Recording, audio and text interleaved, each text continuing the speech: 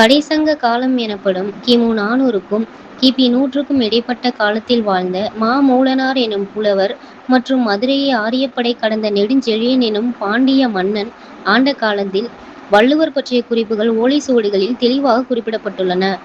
புறநானூறு கிமு 1ஆம் நூற்றாண்டு காலத்தை சேர்ந்தவை.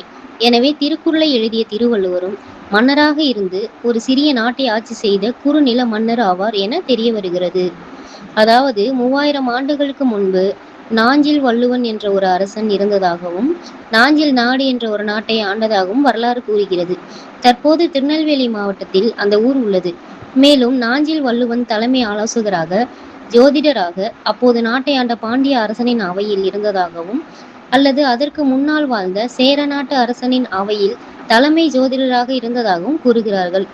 அதனால் அவருக்கு தலைமை பதவி கொடுத்து ஒரு சிறிய நாட்டையும் கொடுத்ததாக வரலாற்று ஆய்வுகள் கூறுகின்றன. மேலும் சோரனூர் என்று தற்போது கேரள மாநிலத்தில் பாலக்காடுக்கு அருகிலுள்ள சேரன் ஊர் ஆகும். அதற்கு அருகில் சிறிய நாடு வள்ளுவ நாடு என்ற பழந்தமிழ் பெயர் கொண்டதாகும். அந்த நாட்டை வள்ளுவர் எனும் அரசர் ஆண்டதால் தான் இப்பகுதிக்கு வள்ளுவ நாடு பெயர் வந்ததாக வரலாற்று ஆய்வாளர்கள் கூறுகின்றனர். எனவே பல காலகட்டங்களில் பல வள்ளுவர்கள் சிற்றரசர்களாக ஆட்சி செய்துள்ளார்கள் என தெரிய வருகிறது.